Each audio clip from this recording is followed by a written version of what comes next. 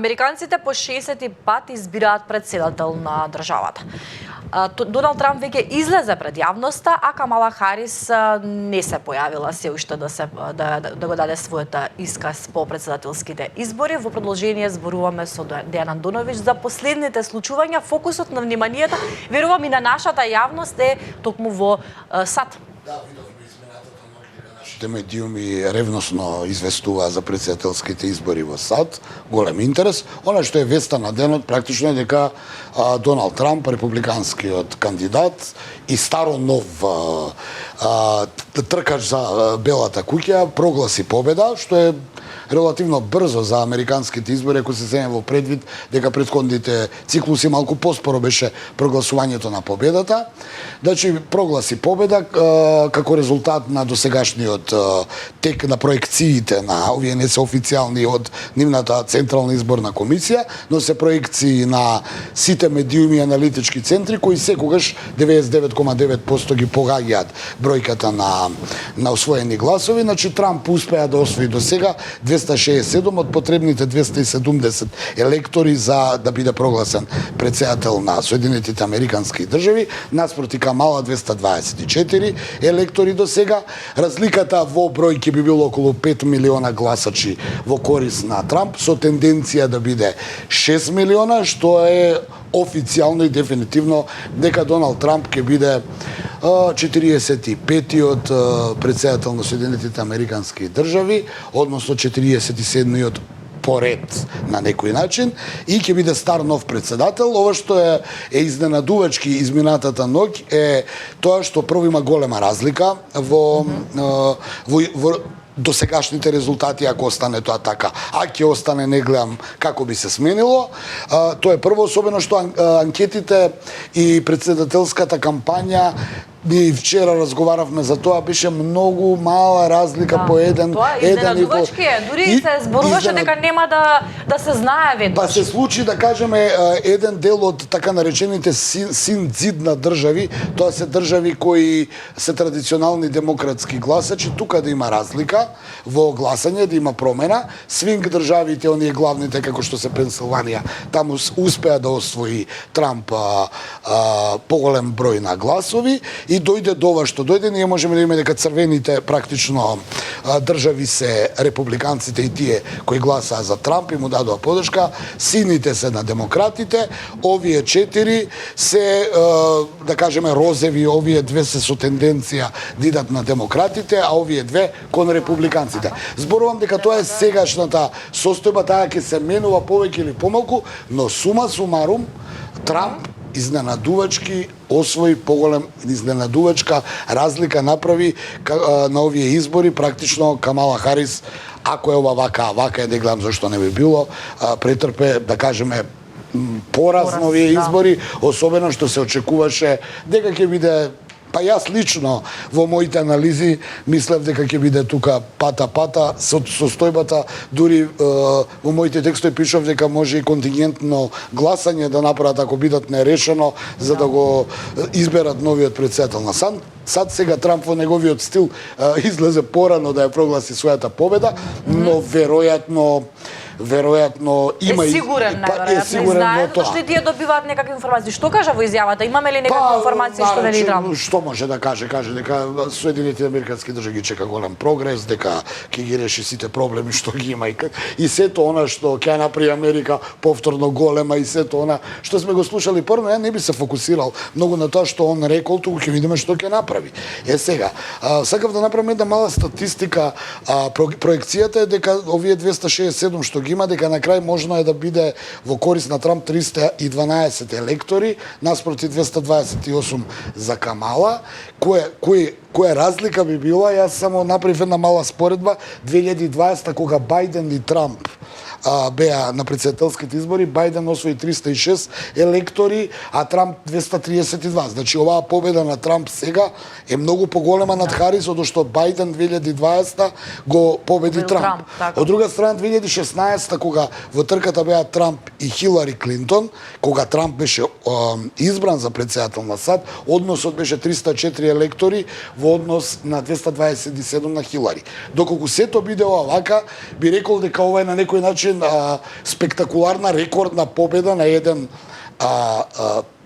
кандидат во однос на другиот во последниве неколку изборни циклуси. Сега не можеме да влегуваме во историјата, но ова каде што актер е Трамп, што за него е ова рекордна работа. Во секој случај, ова е голема победа негова и ќе видиме, повторно ќе кажам, ова се све проекции кои се 99,9%, кога и официјално ќе биде потврдена целата ова победа, само е прашање на односот на силите. Така. Тогаш ќе можеме да зборуваме што понатаму, инаку Трамп и републиканците освоија и во Сенатот и во Конгресот. Тоа ми беше следното прашање. Многу голема улога има бидејќи се гласаше покрај за претседател и за Конгресот, за нов состав на Конгресот, а тоа има многу голема улога за тоа како ќе се развиваат идеите на еден претседател на САД. Само тоа него ќе има поддршката, нели, од сите оние одлуки што ќе ги има актуелниот американски претседател, ќе има поддршка во Конгресот, што му дава одрешени раце, полесна ситуација да решава, но па и поголема одговорност. Тоа го гледаме и кај нас, тоа го гледаме и секаде, таму каде што има апсолутна доминација на една политичка структура во однос на опозицијата и на другата политичка структура. Сега ќе видиме што ќе направи Трамп, ова што го ветува едно, ќе видиме што сето тоа ќе може да го реализира, со обзир на тоа дека овие избори не случајно се наречени историски. Сега јас повторно морам да кажам дека Соединетите Американски држави имаат своја национална стратегија и политика и таа не се менува, не може сега да дојде некој други све да смени. Новите политичари имаат улога нивниот пристап кон реализација на тие зацртани цели. Така да ќе видиме како тоа ќе го реализира. Јас ќе потсетам сега малку во духот на нашите политички партии, да кажам Трамп вети дека кога ќе стане претседател за 24 часа ќе прекине војната во Украина, не ја прекинал. Ако ме разбирате што сакам да кажам. Сега ние можеме на тоа да се фаќаме, ќе видиме Трамп има голема одговорност во наредните 4 години. Зборувам кога и официјално ќе стане претседател. Ние имаме една комплетно геостратешка поделба во светот. Имаме две со тенденција на 3 живи настани и војни, каде што секојдневно се губат животи. Значи, ние сме денеска фокусирани на овие избори и само за тоа зборуваме, а билтенот е пострашен на загинати во Израел, во појасот Газа и во Украина, во однос на вчера, кога не беше па главна вест тоа. Така да, сакам да кажам, ова ги потисна изборите. Да, ова е картата на Украина. Не би ја коментирал, сакам до режија да кажам, не би ја коментирал, бидејќи претседателските избори се уште се можеби актуелни. Сакам да кажам дека Трамп го чека многу работа. Го чека пред се ветувањето дека ќе стави мир на овие точки. Сега ние знаеме дека он со Путин имаше добри односи, ќе видиме дали понатаму ги има.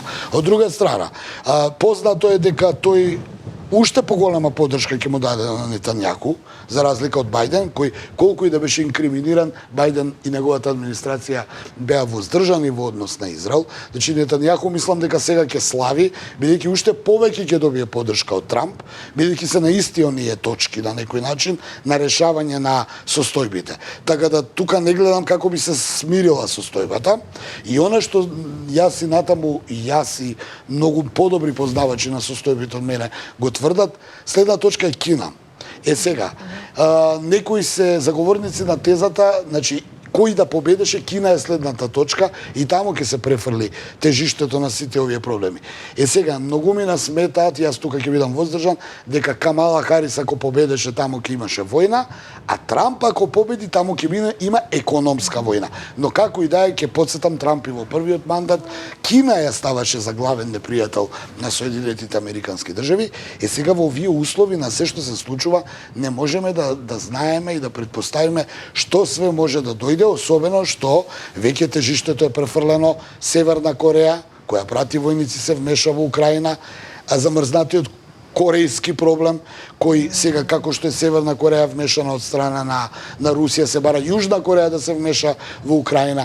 Така да ќе видиме, Трамп ќе има и неговата администрација голема работа и ќе видиме што од сето тоа ќе може да реализира, што ќе сака да реализира и што ќе зависи од него конечно, бидејќи светот иако Соединетите Американски држави се најдоминантни, не може баш се од него да зависи. И за крај ќе кажам, и натаму тврдам што се однесува до Балканот и до овие држави каде што сме и ние, и нашето соседство, ми се чини дека Трамп сега, кој да доеше фокусот на нивниот председател е Кина, а Балканот ќе биде помалку застапен и ќе им го остават проблема да го решаваат европејците. Значи Европа ќе мора сега повеќе да се ангажира за овие територии кај што живееме и ние, значи овие држави.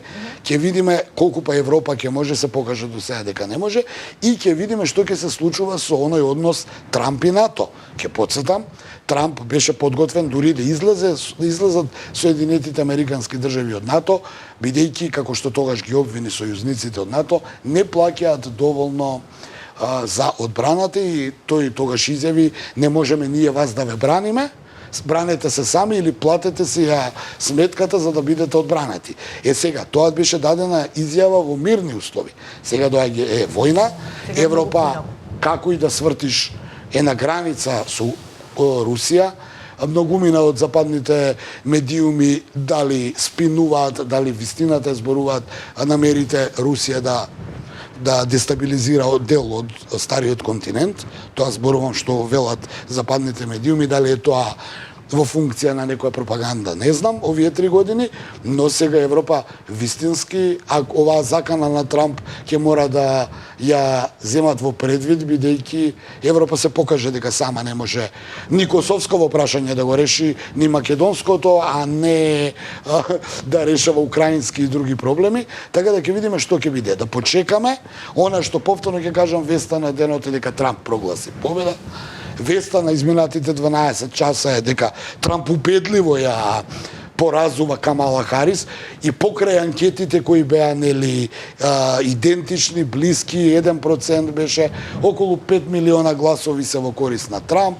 Ова се менуваат електорските гласови. 267 во моментот, на Трамп му требаат уште 3 електорски гласови кои сигурно ќе ги добие. Дури се проекциите велат дека ќе оди до 300 и нешто електори. Така да... Тоа се 51,2% како што гледаме. 51,2 наспроти 47. Но гледајќи електорите, 270 од 538 му се потребни да биде председател на САД, а 6 милиони, речи си е бројката, на разлика, тоа е голема бројка и за Соединетите Американски држави, како ќе ги стигна, тоа се, 5 и нешто милиони повеќе гласови има, мислам. Не верувам дека може да се анулира таа предност, со само тоа што тој излази си ја прогласи победата, а Камала и... Не сака да излезе. Па не сака, него не излегува, ќе мора да излезе сега. Тоа е тоа, ќе видиме како ќе се пребројуваат гласовите. Оно што е за мене оптимистичко изненадување е дека бидејќи не се блиски гласовите, не се блиски резултатите, нема да има и незадоволство во другиот табор, ќе мора да го признае поразот. Нема да гледаме онаква увертира што ја гледавме предходниот пат кога незадоволните приврзаници на Трамп влегоа и во Капитол Хил.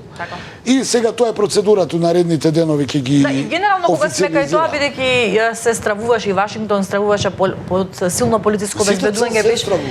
Не зборувам заради минатите избори и влегувањето, значи овие избори може да ги окарактеризираме како мирни во Соединетите Американски држави, немаше некои поголеми инциденти како што знаеш како, колку што можеме да ги видиме работите преку медиумите, мирни. Имаше некакви вести синоќа дека на некое место гласачко откриено е некое руско мешање, FBI го потврди па го демантираше. Тоа се детали за нас овдека кои ги следиме работите од надвор. Сума сумаром мирни избори што се? Мирни избори се да нема насилство и да нема жртви. Така. Сега чекаме да заврши се во ова, да видиме како ќе биде. Врло веројатно е дека нема да има некаква тензија, може да ќе се менува само бројката. Најверојатно Трамп, според овие податоци, е новиот председател на Соединетите Американски држави. Ќе чекаме да се потврди официјално од нивната така наречена државна комисија, бидејќи не знам како точно, централна комисија е валјда изборна. И Инаугурацијата традиционално на 6 јануари следна година, кога е официјално Трамп ќе влезе во Белата куќа и неговиот кабинет, а Бајден ќе се замине, а демократите ќе одат во опозиција и не чекаат наредните 4 години со Трамп да ги решава овие горливи проблеми. И јас повторно ќе се пошегувам, лично ќе кажам, а ние што следиме вести, секоја втора вест ќе не биде за Трамп, бидејќи тој има еден неконвенционален израз, знае на Твитер да напише, да навреди, да се пошегува, да каже некаква бомбастична вест на која сите ќе се закачиме, а после тоа ќе се испостави дека ништо тоа не било. Може ли само кратко, би сакала, вчера зборувавме и излезе и кај нас текст за тоа зошто се гласа во вторник. Може ли кратко да им кажеме на гледачите зошто во Америка се гласа во вторник? Тоа е правено 1800 и некоја кога начинот на живот бил поинаков, имено било проценувано дека во среда е пазарен ден, во вторник се средуваат артиклите за продажба, во петок не можело и четврток, бидејќи да стигнеш до пазарот, немало превозни средства, била другчија инфраструктурата, така да можело само во вторник да се излезе на избори, бидејќи другите денови луѓето работеле. Денеска се смени со целава технологија и начинот на живот, земјоделци има се помалку, има превозни средства, инфраструктура, па сега тоа што било пред 2 века олеснување на луѓето за да можат да излезат на гласат, бидејќи вторник единствено им бил слободен ден. Сега вторник има проблем, тие се на работа. Имаше иницијатива изминатите години да се стави изборен ден да биде сабота или недела, бидејќи американците работат, нели?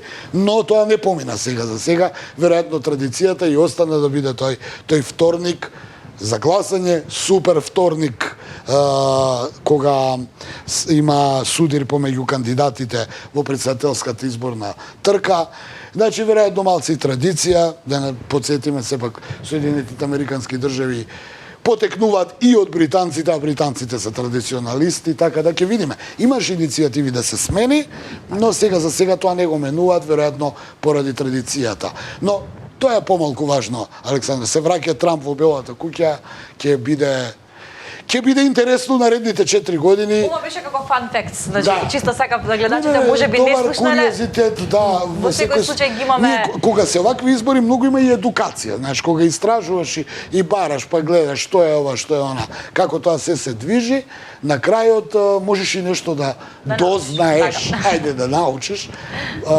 Така да и научивме и доста и за изборниот модел на американците, кои и на факултет сме го студирале, кој студирал новинарство знае, сме го учеле, бидејќи е многу чуден и единствен во свет, како сето тоа се бира, за разлика нели од кај нас и од другите европски, да кажеме, држави. Малце комплициран систем на гласање, но очигледно ефективен, бидејќи никогаш не се жалал никој на некакви нерегуларности, освен оние кога Трамп нели изгуби од Бајден 2020, па кога дојде до она што дојде.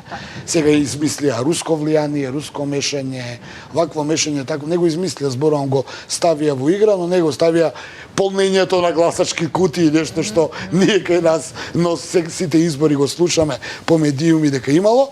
Така да еве. Тоа беше бугарски воз и такви не имаме. Кај нив тоа очигледно го нема и веројатно овој систем навидом комплициран, очигледно за таков тип на држава и демократија има ефект. Се разбира, тоа може да го објасни некој универзитетски професор кој многу повеќе ги знае тие состојби. Јас сака новинарски речено, впечатокот ми е дека ова функционира. Сега, тоа функционира, Трамп денеска прогласи победа. Чекаме да видиме кога Камала Харис ќе излезе и ќе го признае поразот, тогаш сите овие бројки што ги гледаме ќе се менуваат и ќе бидат само бројки и нема да бидат главна вест. Ќе биде Трамп е новиот претседател, Камала Харис го призна поразот. Благодарам, Мандуновиќ. Ете, верувам дека ви беше интересна и оваа денешна утринска меѓународна анализа. Повеќе од јасно зборувавме за претседателските избори во Соединетите Американски држави. Вие останете и понатаму заедно со нас. Она што следува на Слободен печат во продолжение е каде во слободно време, односно ќе дознаеме каде можеме да се опуштиме и да се релаксираме во нашето слободно време во попладневните часови. Уживајте.